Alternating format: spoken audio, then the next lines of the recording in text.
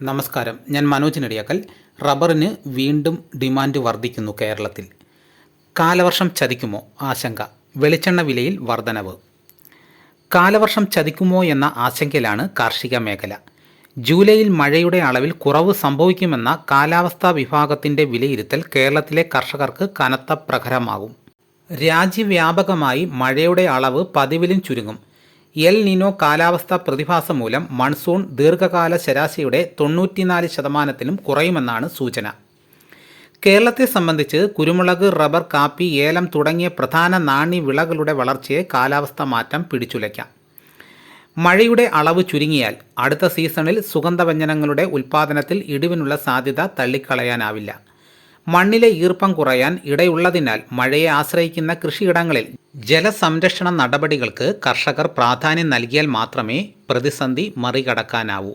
കാലവർഷം ദുർബലമായാൽ നെല്ല്, പരുത്തി, ചോളം, സോയാബീൻ തുടങ്ങിയ ഖാരിഫ് വിളകളുടെ വിത്ത് പാകൽ വൈകാനും അത് മൊത്തം ഉൽപ്പാദനത്തിൽ വിള്ളലുണ്ടാക്കാനും ഇടയുണ്ട്.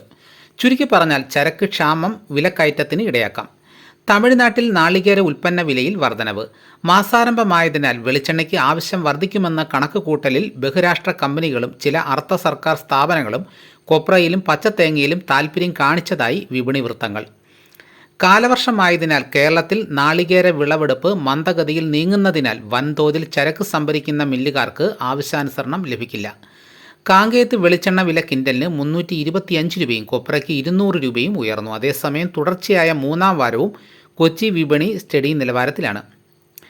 ഈ മാസത്തെ ആദ്യ ഏലക്ക ലേലത്തിൽ ആഭ്യന്തര വ്യാപാരികളും കയറ്റുമതിക്കാരും രംഗത്ത് സജീവമായിരുന്നു. ശരാശരി ഇനങ്ങൾ 2726 രൂപയിലും മികച്ച ഇനങ്ങൾ കിലോ 3113 രൂപയിലും കൈമാറി. മൊത്തം 65,303 കിലോ ഏലക്ക വിൽപ്പനയ്ക്ക് എത്തിയതിൽ 62,186 കിലോയും വിറ്റഴിഞ്ഞു. കേരളത്തിൽ റബ്ബറിന് വീണ്ടും ഡിമാൻഡ് വർദ്ധിക്കുന്നു.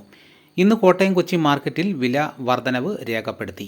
വിലയുടെ വർധനവ് കണ്ട് കേരളത്തിൽ ടാപ്പിങ്ങിന് കർഷകർ ഉത്സാഹിച്ചു.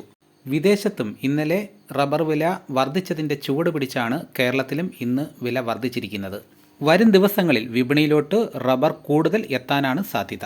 റബ്ബർ വിലയിൽ 2-3 ദിവസമായിട്ട് ഇടിവ് തുടരുന്നതിനിടയിൽ ഇന്ന് വില വർദ്ധിച്ചത് കർഷകർക്ക് എന്തുകൊണ്ടും ആശ്വാസമായി. അപ്പോൾ ഇതാണ് ഇന്നത്തെ വിപണി വിശേഷങ്ങൾ. ഇതോടുകൂടി വീഡിയോയുടെ പൂർണ്ണമാകുന്നു. എല്ലാവരും ലൈക്ക് ചെയ്ത് സപ്പോർട്ട് ചെയ്യണം. മറ്റൊരു വീഡിയോ ഉടനെ എത്താം. എല്ലാവർക്കും നന്ദി.